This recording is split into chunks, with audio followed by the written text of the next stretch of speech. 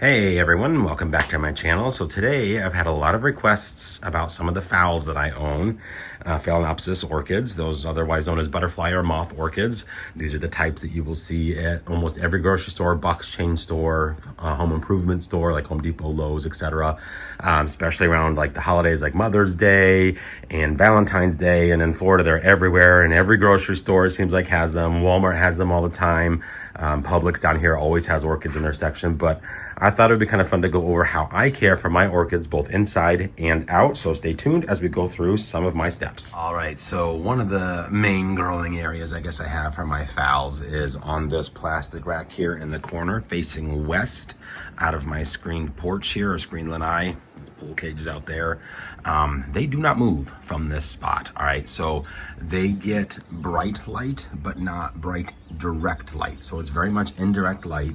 I do not move them at any point to get them more light, and this is what I end up with. So, that is one thing. Light is always the key factor for certain types of orchids, or pretty much all orchids. Your vandas, that's why my vandas are out there. They need really high light. They're under a 30% pool cage screen, so that gives them the UV protection that they need. Cattleyas take higher light, Schomburgkias take higher light, so they're all out there for the most part, or they're farther away from the side of the house and on lower levels getting nice bright light. So, but my phals, they do best up here, the bulk of them at least. And this is what I get rewarded with literally every single year. So I do water these more often than probably most people do, but where we are at, and with it facing an open area here and no wind block, these dry out so fast. Golly, I probably water these guys once or twice a week as they do dry out that quickly. I do fertilize usually twice a month, and I will show you what I use here. I just got a new bottle of it because I used up my old bottle, but it is Green Jungle Orchid Food from orchidweb.com.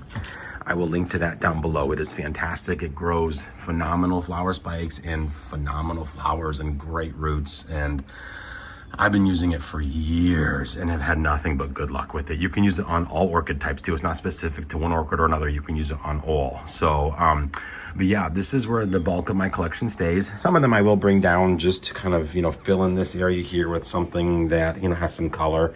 But the bulk of them, when they're not blooming, everything will go back up there, just kind of tucked in, and we'll wait till next year. So what helps them bloom for anyone, whether it's inside or outside, phals need a cold snap.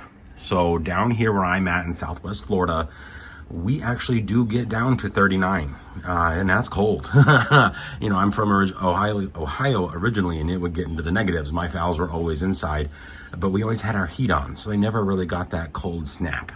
So I struggled getting phals to bloom in Ohio. But down here, and it needs to be a prolonged period of cool air, cool temperatures.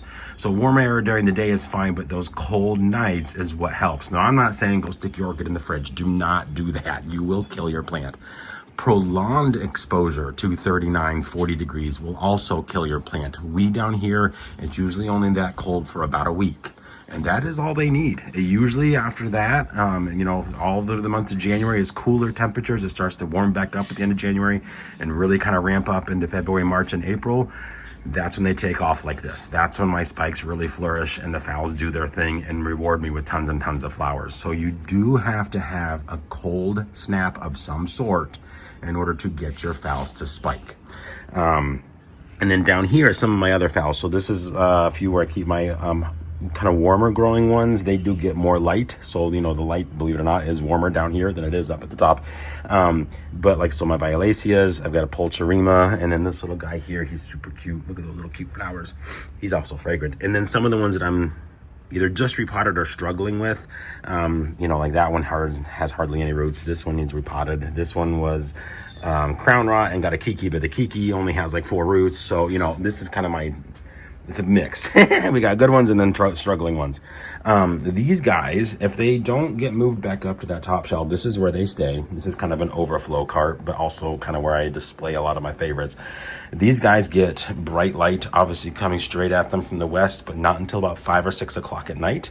So by that point, the rays are not as intense, and they do just fine. This one was another crown rot situation, but it grew a beautiful kiki, and now I have this gorgeous flower to enjoy. You guys have seen this one before. My contractor broke the spike. We're not going to talk about that. You know, it just kind of depends on, you know, what I'm feeling at the moment. And I always try to make it look a little fun. So I mess around with heights and all that. But these all get watered again once to twice a week, fertilized once every other week. And they do really well. Now they're potted in a mixture of things. So some of them are in moss. And that's because I haven't repotted them yet. Others are in orchiata. Some are in special bark mix from Lowe's. Others, like this one, I have not repotted it yet because he's still blooming. Is in one of those peat pellets, which I absolutely hate. I'll be taking him out of there. He even like broke the plant. Look at that. Oh, I was so mad. But peat, I think, keeps him too wet too long. So as soon as he's done blooming, I will take him out of that and put him in a mix of moss and bark. I do kind of have something here to show you. This is kind of how I do my mix. I need to add some more bark to this mix, but I just used this to repot a couple of phals the other day. This guy bloomed backwards.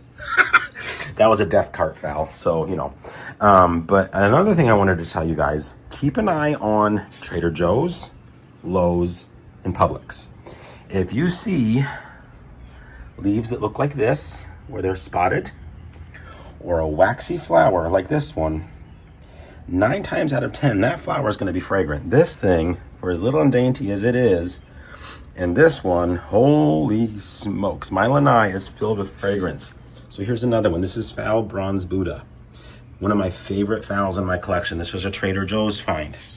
And to make it even better, and I apologize, I have a cold. I walked into Sam's Club about 2 weeks ago, and they had all these little mini planters with 3 phals in them.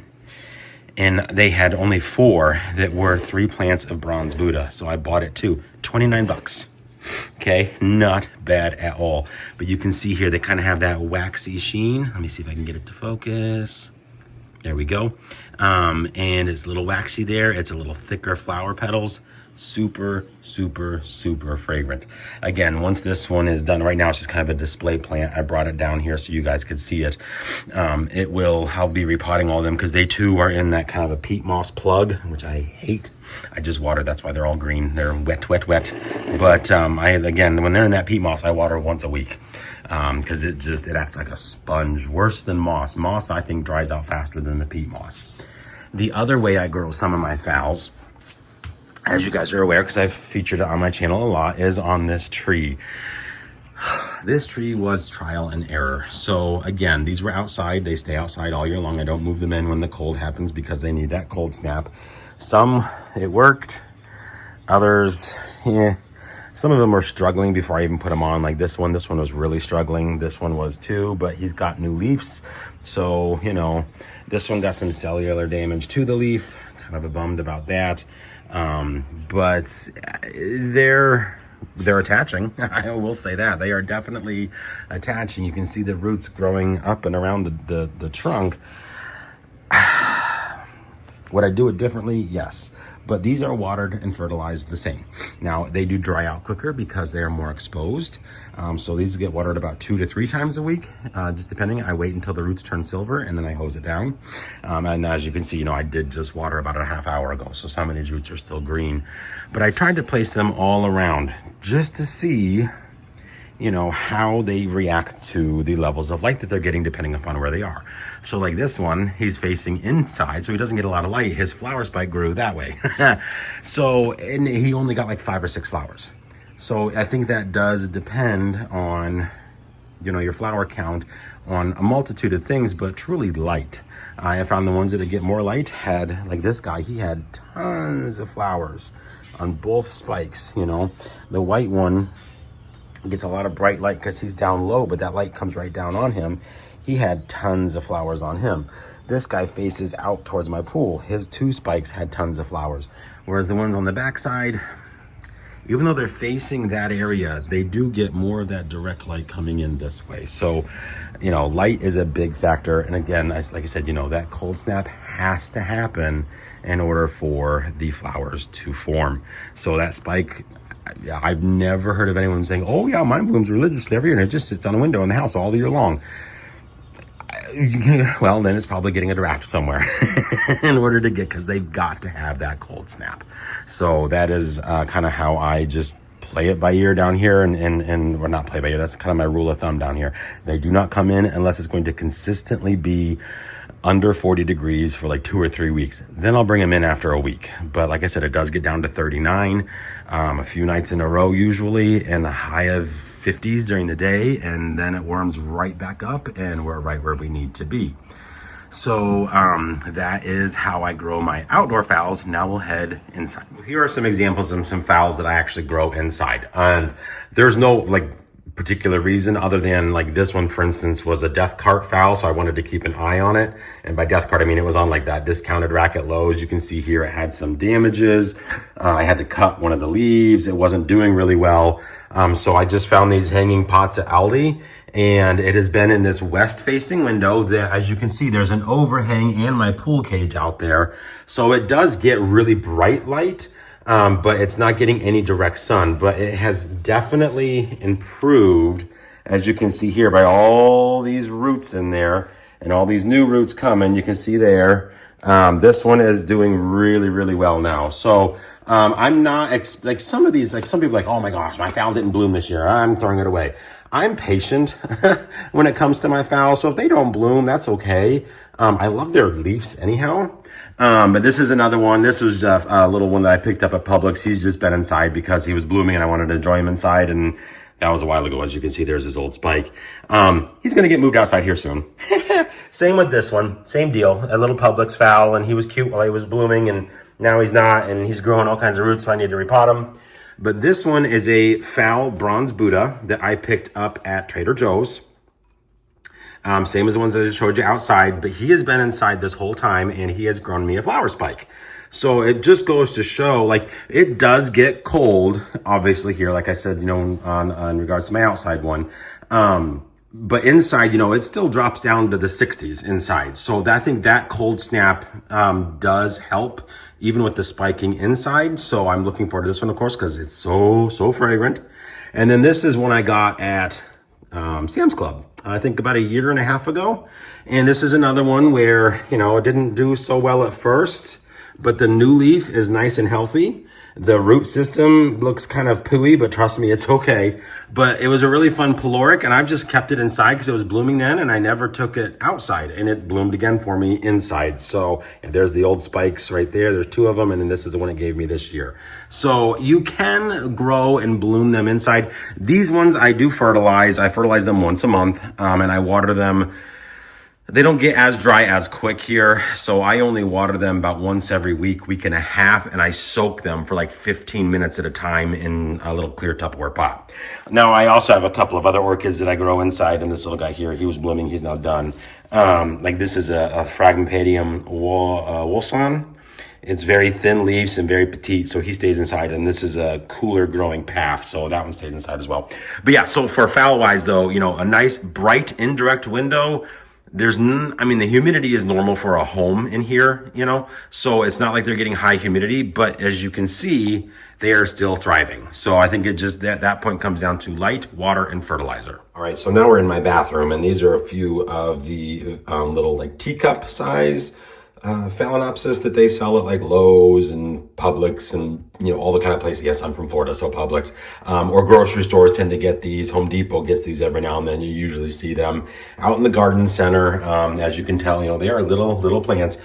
But this is another example of how you can grow them inside. So since they are in my bathroom and literally right next to my shower, they do get a lot of humidity. My wife takes scalding hot showers. So, you know, even with the vent fan on, that humidity really does build up.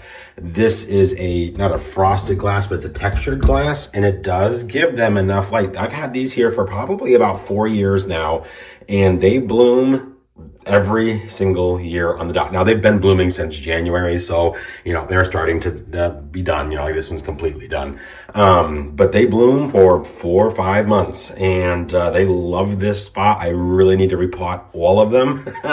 But this is an example of, you know, with good humidity, nice, bright, indirect light, and watering, they do well. These do not get fertilized at all. I do not fertilize these ones whatsoever. When they get dry, I take them over to the sink, I give them a drink, and that is it. So these ones rely solely on the humidity that's provided from the shower, the light from the window that they are up against, and there's no direct sun because this is a north-facing window. And then, of course, when I water them, when I remember, which is usually about once a week since they are inside. All right, everybody, I'm going to end on this beautiful Nobilis style Dendrobium. Absolutely gorgeous. I hope you guys enjoyed. If you have any questions on how to grow them in your area, by all means, of course, leave that in the comment section down below. I will reply to you as soon as I possibly can. Hope you guys enjoyed. A little bit different kind of a video today. But nonetheless, it is fun. And I forgot to mention, though, this one. Whoo-wee. Again, it's that waxy. Super, super, super fragrant. And it has mottled leaves. So keep an eye out for that kind of stuff, guys. I'm telling you, you won't be disappointed.